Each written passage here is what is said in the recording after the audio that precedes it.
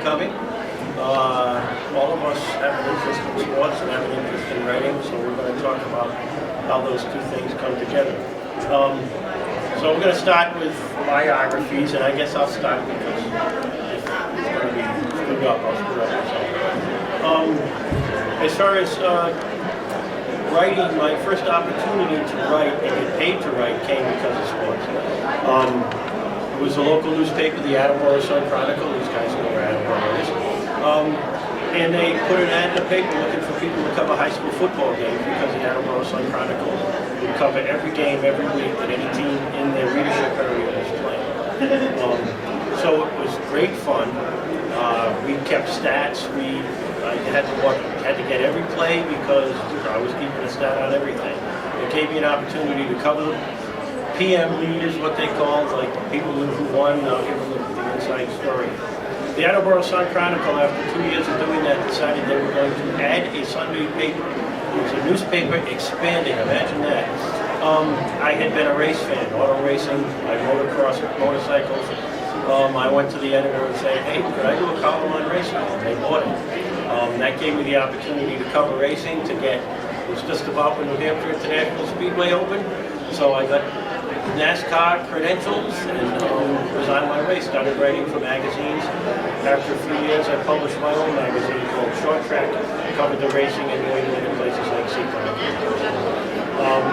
And that was great until newspapers start deciding that they're not going to pay freelance writers anymore, and I lost all my columns, and then I had to shut the magazine down. But I had always written as well. I started writing as a kid, and decided, because I was working with kids, and I was working with survivors of brain injury, the kids tended to be kids who went out and hit their head doing something kind of crazy. And they were not the kind of people who, as I was saying to you folks, were going to think they like to read because you sit down and do nothing when you read. But I realized, being a kid myself, still, that books give you a picture of things. Like, if you don't care about the picture, you're not going to think that the reading is any good. So I remembered when I read a book called The Green Ghost. I got it from the Weekly Reader book club when I was in the 7th grade, and it was a book about racing, and I liked the way that the guy wrote, and I liked how casual it was, and I also learned about racing, which was really important to me because I was that age where I'm supposed to know everything. You know, in 7th grade, 8th grade, you know everything, and you better sound like it. And you can't ask a question. So I realized the book was the way that I was able to learn about racing. The guy who wrote it was named William E. Butterworth. I had never heard of him. I went looking for him online. He's Webb Griffin. He just passed away a couple of years ago, writes the political thrillers or whatever. He had written This Is How We Started. So that's what WEB stands for, William E. Butterworth. So that's when I got into writing these books, and they've proven popular with kids. And I go to racetracks and sell them at racetracks, and I always love it when the kid picks the book up and his dad goes, will you read it? And he goes, yeah. So if you see my booth out there, I've got race cars set up, motocross, motorcycle, and I'm snagging the kids.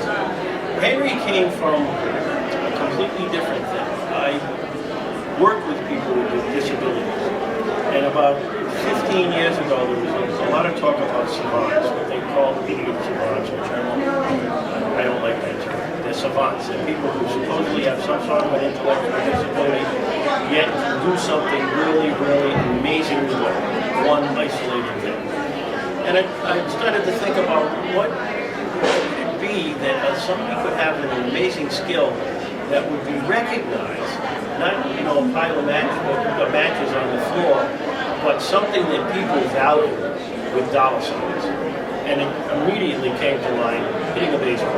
Hardest thing to do in sports.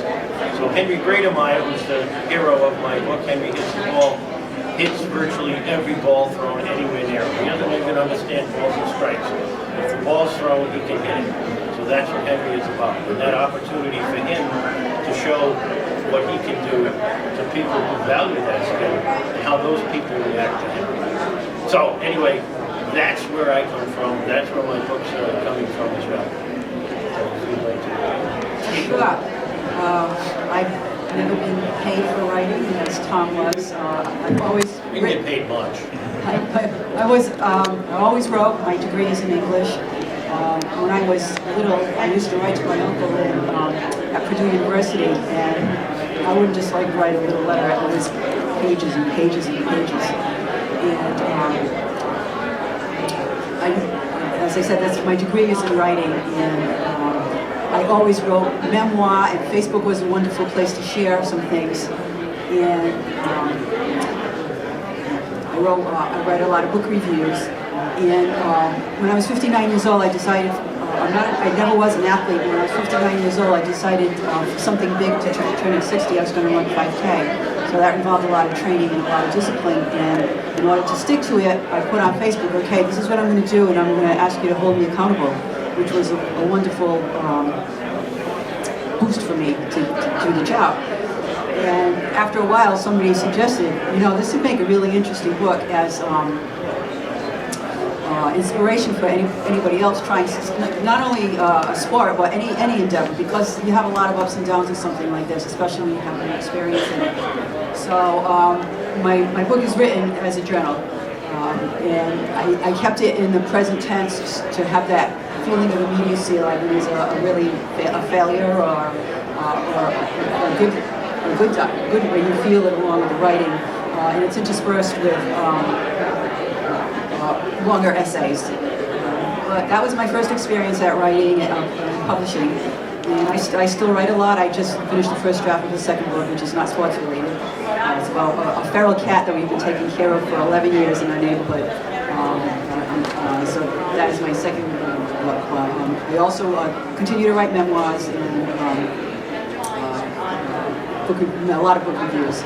But this is about sports, and it was quite an endeavor. And yes, I did manage to do the 5K, and said I think I'm going to try for 10K, and I ended up on my 63rd birthday doing a half marathon. So the book is written, so anybody getting the message, if I can do it, you can do it. That's my story. Great. A question. Who has the highest average in the history of Major League Baseball? Second question. Don't all answer yet, that's okay. The second question is, who was so popular that the fans of Cleveland decided to name their team after him? Before they were the Indians, they were the Cleveland Naps. Who got more Hall of Fame votes than the great Cy Young? Now, the answer is Napoleon Lajoie. Nobody knows that. Where is he born? In Woonsocket, Rhode Island. So, being a baseball aficionado, standard stuff. Catch with my father, Little League, idolizing my coaches, playing with my friends until Mom said, get your butt in here. I decided, and being a ham, I decided that I would don his outfit, got myself some of the old uniforms and the old gloves, and went out to the schools in Woonsocket in coordination with the Museum of Work and Culture in a program called Woonsocket Proud. And as I was doing the presentation to these kids, of course they were sparkling and they were wonderful. But two kids came up to me afterwards and said, if he was that great, then how could he have come from Woonsocket? That put the spear in my heart, and that's when I decided that I'd have to write a book, this one. And I went to the very kids in Woonsocket who themselves come from economically deprived backgrounds and are using their abilities in graphic arts. And so they did all the layout of the book, aimed at basically 5th graders and beyond. So far we've done 5 years. We've hit 4,000 kids. So there are 5 years of Woonsocket 5th graders who know there's at least one person to be very proud of beside themselves. But it's not about his playing baseball. The man, when he was in Woonsocket, in 1 year alone, he lived in 9 different places. His father died when he was 5, one of 8 kids. moving from one locale, one family member that will take him for a while to the next. Shampooing his hair with egg yolk. Doing all the things that most of us cannot believe actually could have gone on. It's a long time ago. He was really an Horatio story. And when I asked the kids, and this is the part that keeps me writing and presenting, how many of you have lived in more than 3 places? 5 places, 7 places, 9 places. Over 50% of the kids, 5 or more. So you can imagine that they have a certain simpatica in understanding what it is to have nothing. Some of them immigrants. Okay. Lajoie was his family were French Canadians who moved down and worked in the mills.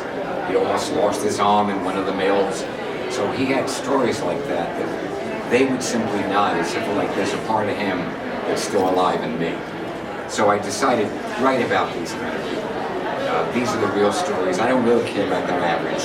That's why I didn't give you any quiz whether you knew his average and such. It was the integrity. I don't want to write about someone and find out later, but did you know this is in the skeleton background? So it means for all of us a lot of research.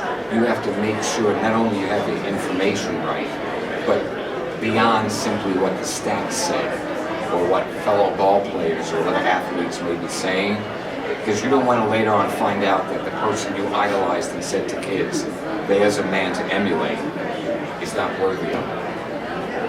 Having done that, the antenna goes up, and you say, who else is out there in sports? I love history, so I ran across Charles Albert Bender. Charles Albert Bender is the only, he's the only Native American in the Baseball Hall of Fame. And he came through a federal boarding school system in which the professed goal was to drive the Indian out of them. Okay? So kids from the early age of 5 were taken, some of them traveling across the whole country, to come to Carlisle, Pennsylvania, which was one of the boarding schools. The same one that Jim Thorpe went to. Remember Jim Thorpe? And there, a systematic program, a militaristic program. Their hair was cut, they were put into uniforms, they were given time out for any infractions, and Charles Albert Bender decided that that wasn't going to let him down. He was going to continue to advance. So at the age of 18, he left the school, started to embark upon a career. There, Jackie Robinson, there 50 years before Jackie Robinson, he endured amazing insults, degradations to who he was. Okay? And with strength, courage, and humor, he got through it. Again, I can give you stats on him, but it's not about the stats. He deserved his Hall of Fame initiation, no doubt about it. But there were things about him that I started to idolize. When people would say, you're going to get scalped today, or yeah, you're going back to the teepee, all those denigrating things that still are said against Native Americans. He would look at them and just smile. And the smile really bothered all the opposition. It was like, we can't break this man. It's not going to be something that he's going to respond to. In this political world, where everybody responds to anything said, isn't that an amazing trait, not to be that way? Or he would try humor, the Chippewa humor. He would say back to them quietly, so they can hear him, okay? Because these comments were made before the game, after the game, yelled at on the field, yelled out. He would say, I think it's time for the foreigners to go home. Yet, when it was all over, he was in many ways broken. Not as a person, but in his sense that I don't know if things have gotten any better. Jackie Robinson, he could have shaken hands, and they probably did. I don't have any history of that.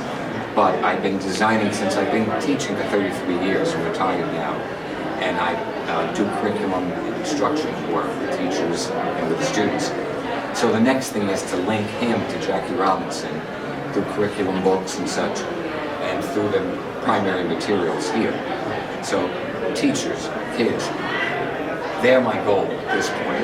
You know, baseball historians, yeah, but it's much more than baseball history that I'm interested in. So that kind of fits the 3 books, 2 for kids and above, okay, and 1 for the adult population, so that if grandma and grandpa want to read, they have the same topic but different kind of emphasis in each book.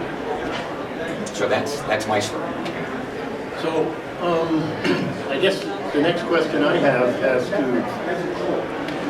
you know, how you decided the separation between you as a writer and you as a sports fan or a sports person. As I've explained already, I mean, I wrote fiction, so I basically appropriated the sports because I was on a different mission. But I hear you guys doing, you're kind of in the middle of that, but not quite. And you know, when I first kind of read your bio, I was like, you probably, this was a challenge of running before it was a writing challenge at all. So I'm kind of like, when did you decide it was going to be a book, I guess, for you? With the encouragement of my readers on Facebook, I worked on it for a while, and of course cleaned up the casualness of Facebook writing, but I did keep that format. But a lot of people suggested that I put that into the book. As far as being a fan is concerned, I've really never been very athletic or anything like that, but my family was always really interested in baseball, particularly in lacrosse socks. I have written about Ben Nandor, and I've written a review of Bottom of the 33rd, which is about the longest game in history. But I kind of fell into writing about the sport, which is something I never would have imagined. Well, you were writing about it before it was a book because you were Facebook. Correct. And I know from talking to you, Greg, you were kind of on a mission with Matt Lajoie before you even connected to the kids. You just felt he hadn't gotten his due. Yeah, and I think, you know, it always helps when you have kids in front of you, because you can see the immediacy of how they're responding. And if it's not working, you can tell, you know, the little talks in the corner or this or that. But once you know it's authentic, then you keep on writing. I've been trying to write fiction. This is all historical recreation history. I'm having more trouble with the fiction. I'm not very impressed with what I've written so far. And I think many times part of that is I'll stop after finishing a chapter and say, is it really an authentic voice? Is it really something that somebody needs to know about? And then how do you create that drive to get up every morning? It was easy for these to get up and say, because it was concrete, to see the reason. So pray for me for the fiction, because I think that may not be I'm it. totally with you on that. I don't write fiction because I have very little imagination. That's why I write. Everything is nonfiction. Fiction writers are a different breed, and I really admire the creativity that goes into it. You know, creating people who live in your books, and they're real. You know, some books you finish. But I do think for nonfiction writers, the good ones, let's include 3 of us as good writers. I think basically there's an imagination to help bring the story alive. There's an ability to enter it in a way that some people can't. And whether it becomes a memoir or it becomes translated into a narrative experience in quasi-fiction, you know, what you would call it, or it becomes historical recreation and such. You have to have that, because I don't want people thinking that, you know, nonfiction writers are just statisticians or someone else that just has given out the story in the most bland way they can. All of us have found a way to tell it. That's true. It's very important when you're writing to have the proper cadence. That was something that was told to me about. I don't know if you're familiar with the fiction writer James Lee Burke, but he was the one who encouraged me to write beyond this. He thought my writing had a good cadence, and I knew exactly what he was talking about, because when you're writing, you can have all the correct words in a sentence or a paragraph, whatever, and it makes sense and it's correct, but the rhythm is off. And finding the right rhythm in your writing, whether you're writing whatever you're writing, whether it be fiction, nonfiction, history, anything, to engage the reader, it has to have that cadence. And I think most of us writers work very hard at that to get that just right. Connie, I have a question that follows up on that. Okay. How did you use, or who did you use, because you mentioned one figure just now, who became your first level of reading public before you brought it out to the public? Did you go to writing groups? Did you have that work out for you? It was an interesting experience. I started writing seriously late in life, in my mid-50s. I worked at LaSalle Academy, and the librarian there knew that I liked to write, and she is the one who suggested that I go to a writing group. It was an interesting experience, but not something I wanted to pursue. But all this, as happens in life, all of this happened at the same time. I got that email from James Lee Burke that had me in my chair crying, and I went, maybe I can do something. The Writers' Workshop was the very first step. I think for me, that kept me going on this was I sent the book to Ken Burns for no reason, and then came back with some glowing comments on it. And then I started to say, oh, maybe I really should make sure this book gets the way I would want it to be. So it's very important, in terms of who you pick and what voices you hear and what voices you don't listen to. Because there are times you're going to have to say, well, you may feel that, but I don't agree. Or, thank you, I didn't see that. With this, I had to bring it to the Native American people, really, and some of their tribal councils, because you got to be very careful with the information you're bringing out that had to do with the Native Americans. And very often, they really don't want anything written. One of them said to me, half of what you think is the truth about Native Americans were perpetuated lies by us because we don't trust you. So you have to find somebody, and you have to be lucky. Because I just happen to know someone who knew someone and get me in for that. Okay. Tom, what about your experience? Well, yeah, I wanted to comment because with fiction, the challenge, you're talking about the challenge of writing, and that's all true. The challenge of writing fiction is even more to create realistic characters, to make things realistic. Sports, I think, was particularly challenging because you're not only paying attention to the rules of the sport, but you need to capture the atmosphere, the culture of, a ball club, professional baseball club. That was something I had to work at. Not so much with auto racing, because I covered it for decades. I've done it myself. Not particularly well, but I had a blast. But it gave me real insight. I knew the people, and I knew where they came from, and so, I was very confident that I could bring the kids that read these books, into the garages, into the pits, and give them a vision that would be realistic. Baseball was harder for me because I haven't, I played Little League, but, I've never been involved in minor leagues, and that's where Henry ends up, in the minors. So I had to do a lot more research. What I have done is read book after book after book about baseball, because I think it's one of the subjects that is best captured by some of the best writers in America, in the world. I mean, I've read The Voice of Summer, I don't know, a dozen times. I'll read it again because it's just so well written. It has a Woonsocket ball player in it too, as a matter of fact. Capturing that culture, one of the things I did is the kind of inside locker room stuff I actually gave to Steve Krasner, who was the guy who was supposed to be hosting this. He covered the Red Sox for the Providence Journal for 20-some years. He wrote a book about the longest game. He was in those locker rooms. So he read and kind of said, yeah, that sounds like the way things go on. And then the other thing I wanted to kind of an anecdote. Intentional walk was an important part of this book because Henry doesn't know the difference, or forgets the difference between balls and strikes. And a major plot point was going to be when he hit a ball that was thrown, intentional walk. Then they changed the rule.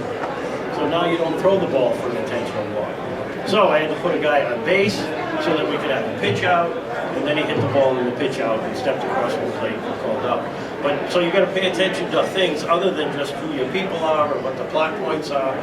it's got to be realistic sports.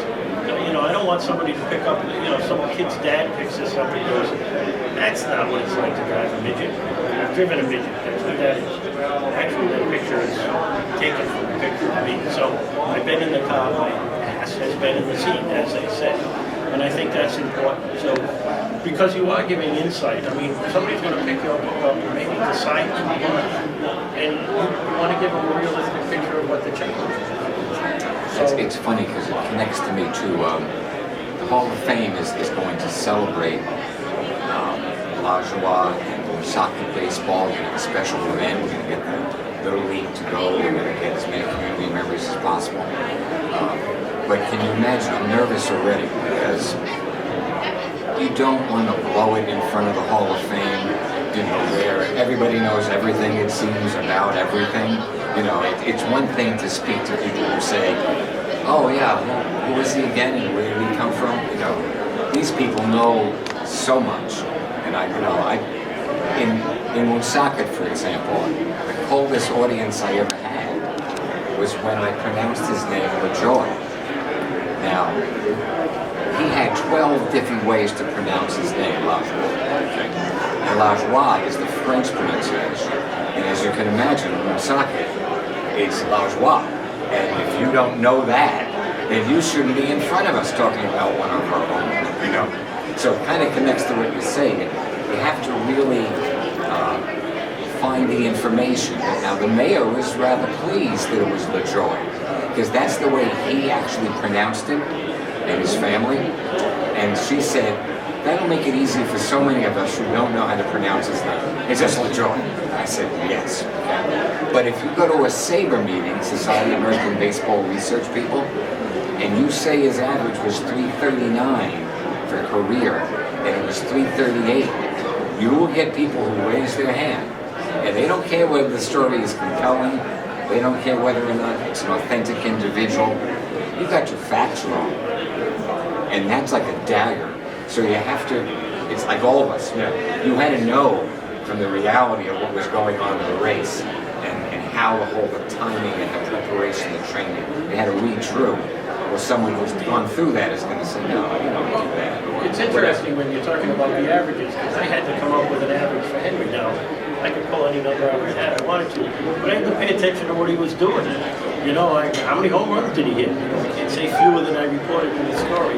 Plus, it had to be realistic. I think his average ended up being in the 6s or the 7s. Because, I mean, he made contact every time, but sometimes it was caught, or, you know, so he didn't get on base every time. But it had to reflect that fact that he was, you know, his slugging percentage was like God's. And that was necessary so that you could see kind of how he didn't even appreciate what he was doing compared to the people who couldn't do it and wish they could.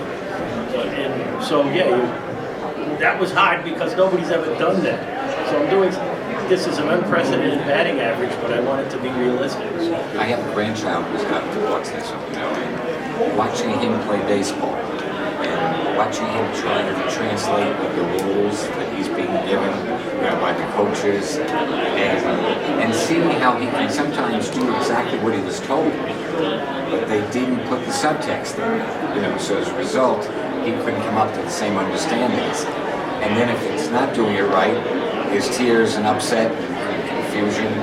So it's baseball's a tough game to learn, even for people that have been playing it their whole lives. You know, the rules change, it seems, almost constantly, like football does now. So yeah, it's, I can see why you must have said, how do I make this happen to be authentic?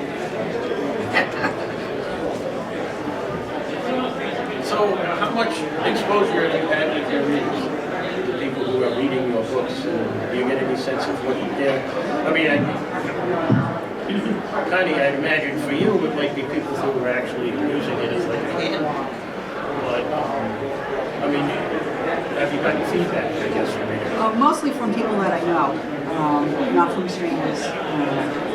You know, supportive of my writing. Most of the people that have read my book, I'm not writing numbers. They're supporters. So do you find, I mean, I don't know that you wrote the book with this in mind, but is it something that maybe somebody isn't runner can read it and kind of Translate it to any endeavor, any difficult. Exactly. Yeah, that was my purpose in writing it. how to meet a challenge. Exactly, because the way is not smooth as it is for and there's some pretty bad downs in it. That's what overcoming those is about. So yeah, and I feel like it's partly a sport, but also inspiration, meant to be inspirational. And Greg, so you know, Could you say it one more time? I've been listening, but I was making sure I got the right question. You go in and talk to the kids. You get Yeah, sense of present. but like how people are reacting to what you've written. Yeah, people going up and gee, I never knew that there was this kind of. I use the teachers as kind of my feedback mechanism. So if I'm giving them some follow-up activities and we're designing what to do, they'll quickly be able to tell me whether the necessary enthusiasm and knowledge has come from the presentation and how much the book can be used to implement that or supplement it. But again, I'm not 33 years the educator, curriculum person, so I sometimes give that more credence than I do somebody who's just picked the book up and says, and I've been hurt by reviews. I remember this. Well, I'll tell the story. Why not? It's going to be on tape, though. Maybe I shouldn't tell the story. But when you first bring the book out, to Amazon and such, and occasionally people will write reviews, and one review was really scathing, and I couldn't quite figure out why it was so. It was on this book, and then I was able to find out who wrote it, and it was a student who I had befriended for a long time. But then as my family started to develop and as I had my own kids coming in and I take care of them, he felt that I'd left him. So without ever reading the book, he wrote this, who would want to read this? This is but a bunch of trash, etc., etc. It's very hard to get negative reviews off of Amazon or any other thing. You can say, can you investigate that? And I did. They never got back. So it wasn't, I had to ask other people to intentionally review it, so I at least could have a barrier could be against that 1-0 on the scale of 0 to 10. And then one other, and this, and I thought books, they've been reviewed nicely, but one person was upset because I made 3 grammatical errors. I called myself an English teacher. How could I do that? I was pretty proud of that. Of 280 pages, I only made 3 punctuation or apostrophe because I'm sure they were either typos or my wife got sick of reviewing the whole thing and said, enough, I don't want to do it anymore. But you can be subject to any of that, and that's just sometimes luck, how it goes. Well, that's almost, frankly, this is so witty. But that's the challenge that an athlete faces. The first game you come up to bat and, wasn't like when we were in Florida with 6,000 people screaming at me. And if I do something foolish, I'm not going to hear the end of it. So it's a decision with writing on this course. You decide I'm going to go out there and I'm going to compete. Well, remember Wide World of Sports? Well, I know you guys aren't that old, but in Wide World of Sports, it was the thrill of victory, the agony of defeat. And obviously that's what sports has got to teach you too, but how do you deal with that dagger to the heart? So you're almost like borrowing the drama of sports so you can have drama in your story. Right. And your point, both your points, as always good. There should be another way to say this is a metaphor. It's not just explicitly the event itself. And people are going to have to see that. Now, whether we can make them see that, or whether certain readers are inclined to see it beyond what it is, I don't know. I suppose it'd be a mixed bag of audiences in terms of that.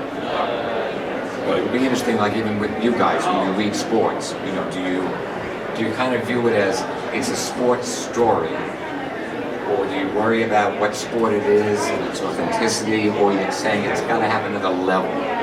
It's actually feeding right into something that I was going to say. One of my biggest influences in writing, particularly in the sports book, is Bill Reynolds. And I think that his strongest attribute is that he goes beyond the story and gets to the personalities and people he's reporting about, particularly when he's talking about young athletes in his school, profiling high school students.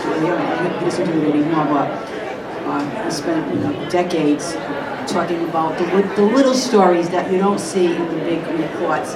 And I really admire that and try to emulate some of that in writing, whether I'm writing about sports or not. There are some great writers who write. There are some great writers who write about sports, and again, especially baseball. I mean, I won't watch boxing, but I've read some really good boxing books. Baseball isn't my favorite sport, but again, I think of sports writers. The list goes on. I mean, I've read Red Smith from the '50s. Found a book at a used bookstore. Not only was he really a great writer, but he was saying things. He was talking about racism. He was talking about war. I mean, and all because sports touches everybody. So it touches every issue. Frank DeFord, what a great writer he is. I mean, the list goes on and on. It's kind of interesting now. Roger Kahn, that's the guy who wrote the Boys of Summer. And I don't know whether everybody's going to, no matter what panel you're on, think of podcasts. Think now that everything is on a podcast. So if you're tuning to some radio stations, I'm like anybody else. I'm addicted to listen to WEEI in the morning and get the reports of all the people on baseball, specialists and journalists. But they all are pushing the podcasts. And the podcasts are intentionally done to add dramatic height, to what has been said as a news information. And it's difficult to think as a writer, since people aren't so uninclined anymore to pick up a book and have the patience to stay with it. They'd probably rather say, tell me the stories about Napoleon in a podcast. I want to read about two of his greatest confrontations with fellow players, or two with umpires. And boy, there were a lot in those days, in the non-lively dead ball era. I think it sometimes would be easier to get access to more people through that kind of small drama, and put it all together. And we'll try to do that in our books, but you need, again, a patient reader who's willing to kind of turn the page and has more than 5 minutes to give to you, while they're driving, whatever the case may be. Might be a good discussion for everybody, no matter what the topic is. How do we deal with that, with social media aspects? But as an old guy, I'll still make a case that picking up a book or a newspaper is giving you something that you're not going to find on a computer. It's just not telling stories the same way. And they're looking for the sparkle, the sizzle instead of the steak, as they say. But I think this is evidence here that people are still reading it, still valuing it. So, as far as questions, when you got a question, just ask it. You don't even have to use the microphone. It's a lot of pressure when only 3 people in the audience have a question. Ask a question, please.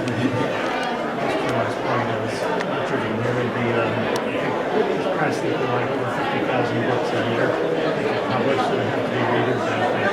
Yeah. So I just want to thank you for what you did for the world of that. And transparency is not really anything but Well, we're going to lay the guilt on you, really. Because these books are all out there, I mean. I think that whole time you were talking about some of the technical aspects, certainly, from a reader's perspective, where's the ideas and grammar of information. The thing that I always find attractive about reading, whether it's fiction or nonfiction, is the feeling that comes out of the book. So I'm just curious if you can talk more about your passion and how you link that to either how you write or what you choose to write about. And sort of about that, but I'm curious if you can offer more about your passion as driving force and how you get that into your writing. Well, I can say for myself, I get, when I work with kids, and I'll do something like this, and somebody invariably is going to ask me, where do you get your ideas? I can't help but get ideas. I get hundreds of ideas a day. Whether they're all worth writing for is another question. But I'm paying attention. I love to be out and see, and who knows what the color of the copy or something might end up in a story. Writing was important to me before baseball was important to me. I remember as a little kid, I took 2 books that we had, and I copied from this one and copied from this one to make one story, which was my first experience with plagiarizing. But then I got my own stories to write, and again, in middle school, my 7th grade teacher, Mrs. McDonald, my English teacher, and my 8th grade English teacher, Mrs. Gorman, I still look back at them and see that they were the ones that got me to accept writing as something that I could do. And that, if you think writing is lame, you must be writing about something lame. If you want writing to be cool, write about something cool. So, when I wrote these books, I was, when I write, people will ask me, do I do an outline? No, I don't do an outline. What I tell people is I'm the first person who finds out what's going to happen with anything. So I didn't know where Henry was. Henry might have, Henry's in the Chicago White Sox organization. He might have made it to the White Sox. As things transpired as I wrote, he didn't. So, like I said, I write to enjoy the story. And I also like to put movies together, as you were talking about, and find a way to have an impact. I think I have. I know there's some books that read books now. They've read all my books. Well, one kid came up to me at Seacon Speedway last year. My brother loves your books. I got a new one. Tell him to get over here. But, for a long time I wrote, and you kind of talked about this too, I wrote and there really wasn't an audience for it. So to know that people are reading my books is incredibly exciting. And to have people come back and make comments, and get good reviews, it just makes it all worth it. Because I'm connecting to something. I think too, like for me, we're fortunate if we have, during the course of our writing domain, I've been writing for 7 years, okay, but the point is, I sometimes need some external event to just kind of say, keep at it. It's important to do that. For some reason it's meant to be. It's not going to translate into Stephen King numbers and all those kind of things. And I was doing a presentation on Lajoie, and this man came up afterward to me, and he was in his 80s, and he had this ball in his hand, holding it as if it was Holy Grail. And I said, "What's that?" And he said, "It's a signed ball by Napoleon Lajoie." And I said, "Is it real?" And he said, "I know it is, because I was there when he signed it for me." I said, "It's worth $35,000 now, a single signed baseball. You shouldn't be carrying it around." But then he told me the story. He's sitting in Woonsocket at a furniture store with his wife-to-be, and they don't know where to go for their honeymoon. So a guy comes up and says, "Who is it Knapp?" Now Knapp was retired, of course, by this point, okay?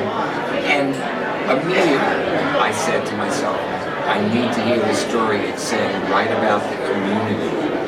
This is dying.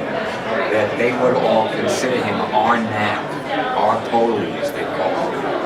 And then, so he goes down, Lajoie greets him at the door, okay? They have lunch. He invites them back the second time, and the picture of him holding and signing the ball, he shows it to me. And I put it in the book, and he said, I need his permission, and he said, as long as you don't put my name. Because when my wife and I were young, I think we were pretty. I said, we're not anymore. And I just don't put my name. I don't want people comparing what I used to look like to now. But that wonderful warmth when it comes up. But the other thing is the passion. I think it's creativity. When there's something in each one of us, no matter what you're doing, whether you're working on carving something, or whether you're working on another gift that you've been given hopefully by God, there's a creativity, there's a self-fulfillment in that you have to go back to it. And when you don't do it, you feel like, I need to. I don't know where it's going. If I don't stay with it, I don't feel as whole. And I think that's the other thing that is part of passion. We're driven by the creative instinct that's been put inside of us. The William Blake idea. You know, it's God is the imagination within us, and that kind of thing. And everybody here and everybody out there, you know what I'm talking about. There's something that is getting your imagination, that is godlike, that gives you creative, that you go back to if you're doing it right. These guys too, you know, no matter how young they are. I've read a lot about writing in my, writers' kind of autobiography or whatever. And I think the one thing, even beyond what you're saying, is the people who write, who are successful writing, or at least productive writing, are compelled to. They can't not. If they're not writing, something's missing. It's like losing a family member. They need to write. So, there are a lot of people that like to write. And I've had people go, I'd like to write a book, but you gotta like to write. You gotta like to just the action of writing, putting words down on paper has to give you satisfaction, have meaning. If you have something in your head that you need to say, you cannot rest until you do it. I've spent many a sleepless night rearranging words in my head, and whether it's just an essay that I do for myself, or a piece of memoir that I'm doing for a family member, or for myself, and it never goes anywhere until it's down and done the way I really want it. I can't rest. And writing is not for everyone. I mean, I think sometimes too, because you see everything now. Self-published, you too can write a book. There are millions of these spiels out there now. And I sometimes wonder, I'd like to check on the people after a month. Are they still writing?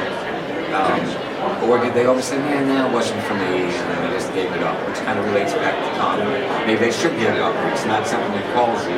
Don't do it. But I think we need to kind of be more authentic with following writing.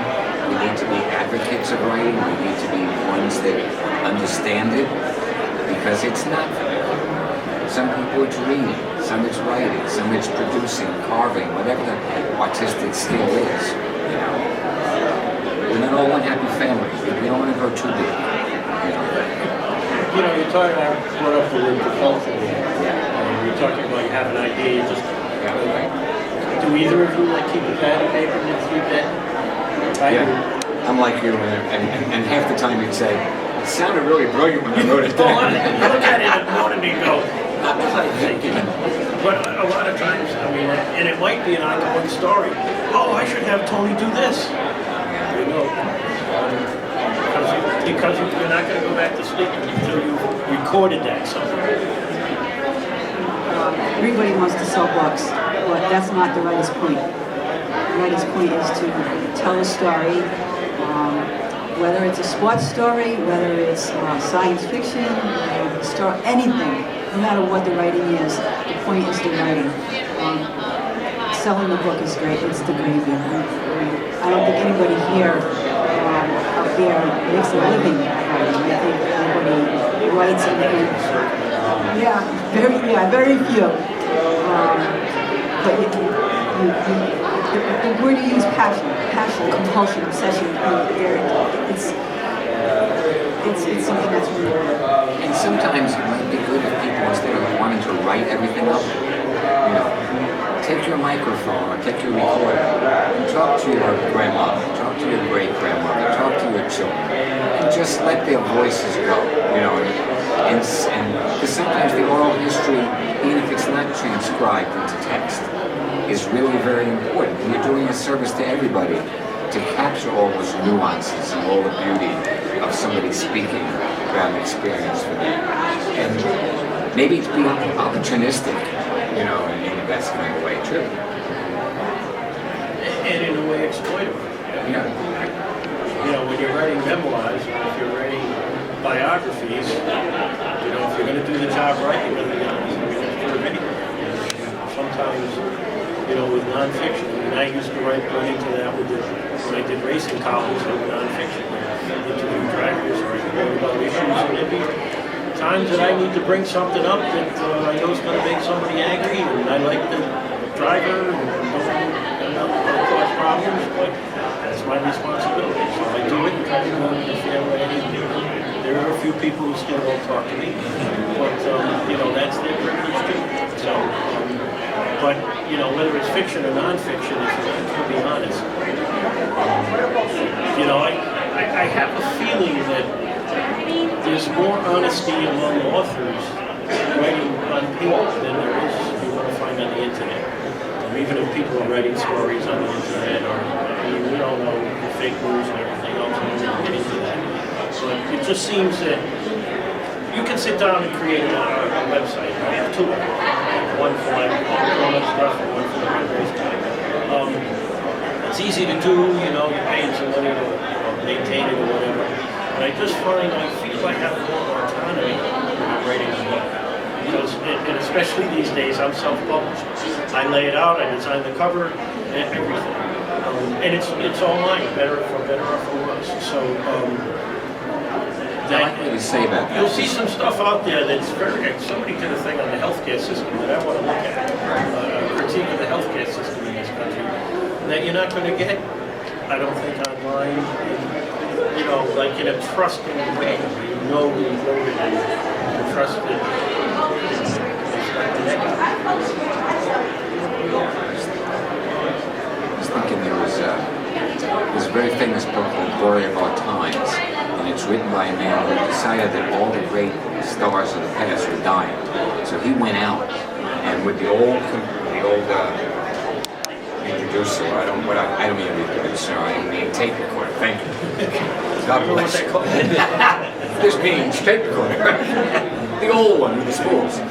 And he traveled 35,000 miles across the country, and he was able to get in, and before he wrote the book, he came out with the audio, so you hear the voices talking, and it's so wonderful to see the voices, and then came the book, and to compare the two ways of making sense of that experience to him.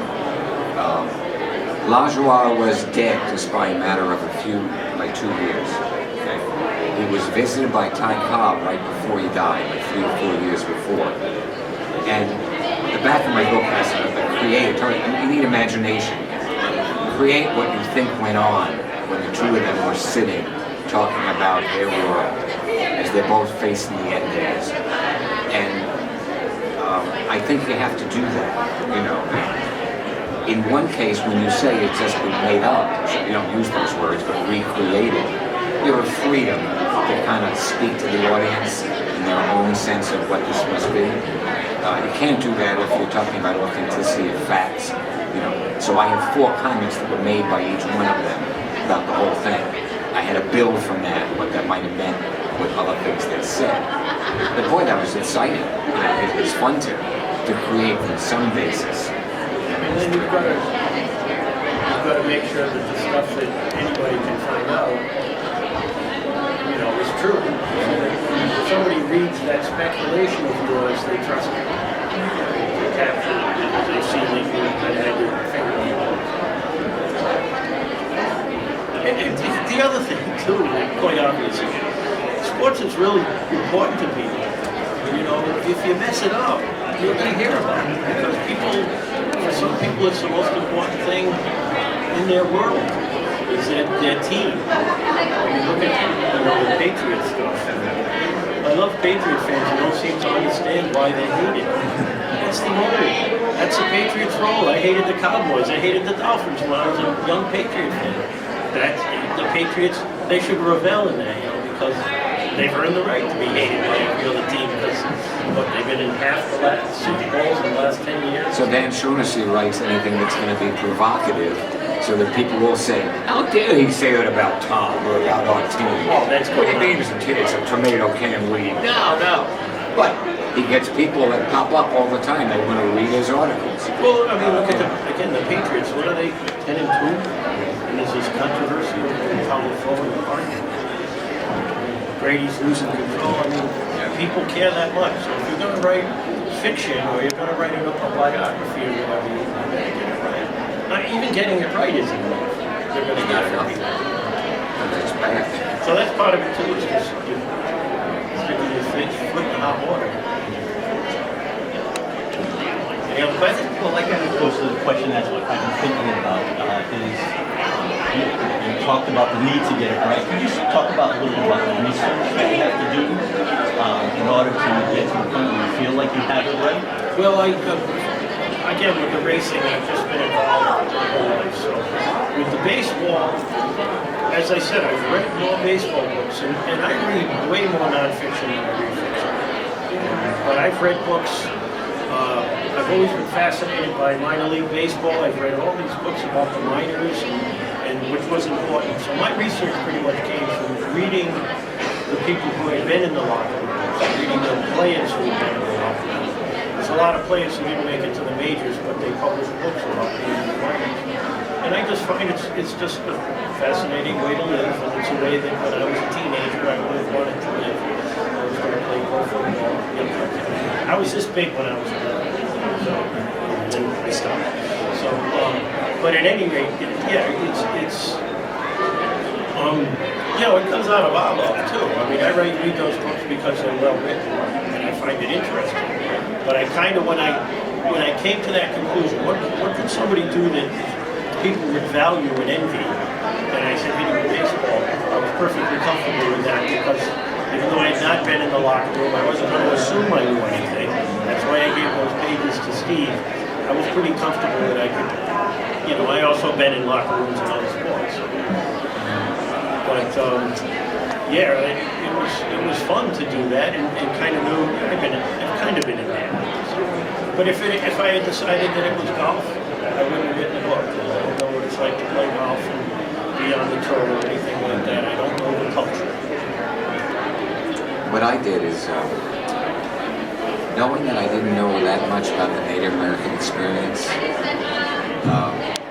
I went to tribal council members and said, how does this read? Does this sound? There's authenticity to this experience from what you know?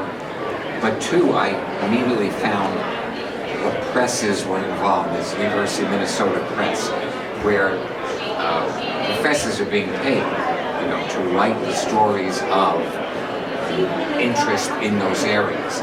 And Bender, who came from Wisconsin, is the Chippewa tribe. There were 2 or 3 wonderful books, what's called a money picture and such. And so I would read all of them to make sure the information was right, especially since I couldn't find a whole lot about Bender's reflections on his own life. It was very rare. One reason for that is he couldn't say what he felt. Because if he did say what he felt, people would misread it. People would say Native American stoicism, Native this. They don't want to hear that. So he still needed to go and play the game. So he couldn't be a scapegoat for anybody that wanted to attack. So I needed to have people who did the research. I found nothing in the contemporary articles. I went through all the 1915 to 1918, all the key years of his. Very little in which he made any comment about his experience as being a Native American. I only found it in the professional articles researched by those professors who had links, where they could say thank you to the Tribal Council of so-and-so for giving us these documents, etc.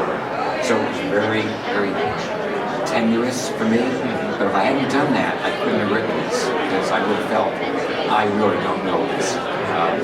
Lajoie, same thing. I must have spent 2 years in going through all the articles written about him, what they said about him.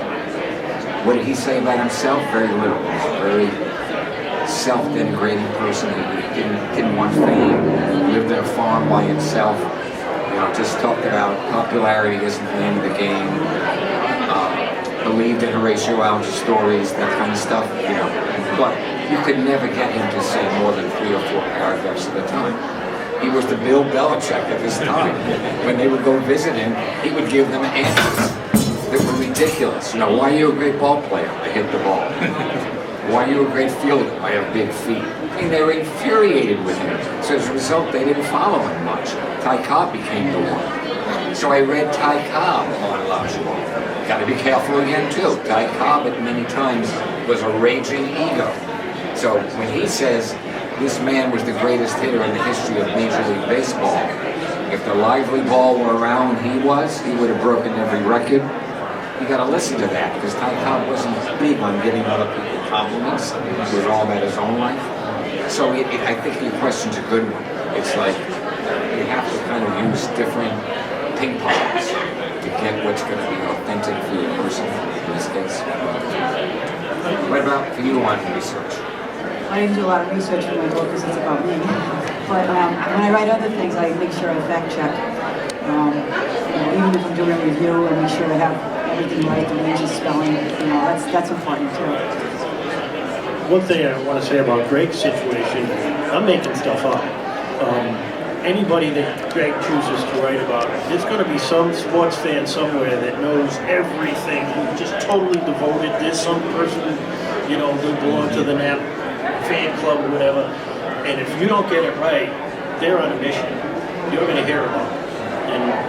And something like being a point off at a batting average, totally like, oh, I don't listen to anything he says.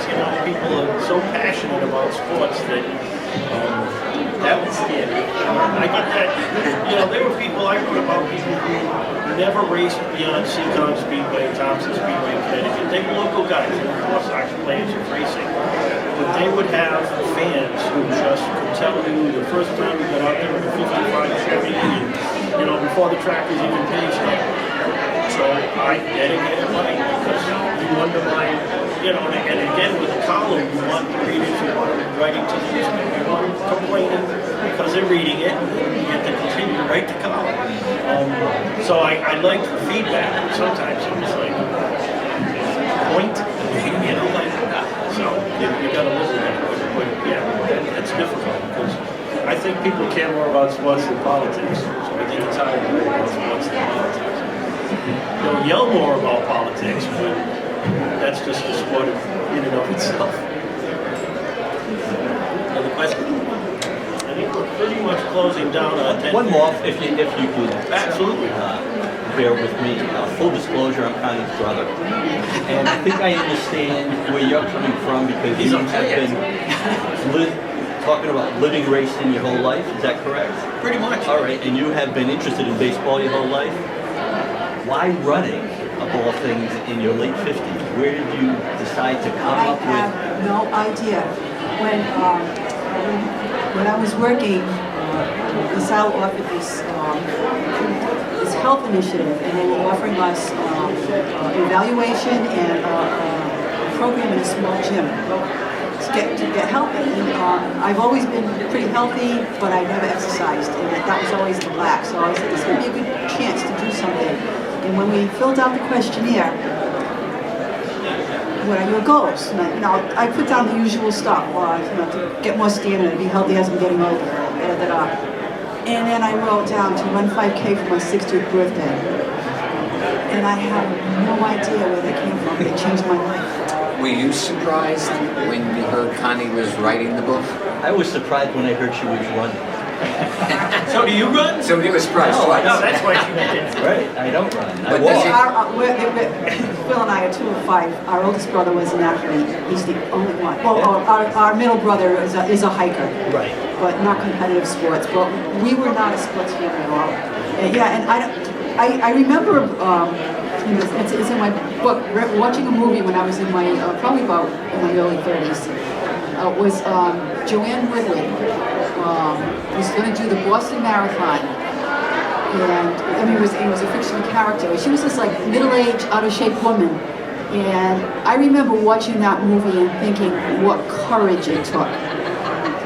And did she win the marathon? Of course not. She was like running the last mile when everything was shut down. There was nothing there, and she was crawling, but she did it. And I think that might have been the plan. I wouldn't be surprised if you went through your life relationships with Connie, that you couldn't say, maybe I did see this coming. That there are times in her life where I know that she just couldn't stay where she was. She had to take on a challenge. And it might have been as dramatic, as a run, whole preparation needed. But I would imagine this just didn't come out of the blue. There were certain other traits related to you as a person.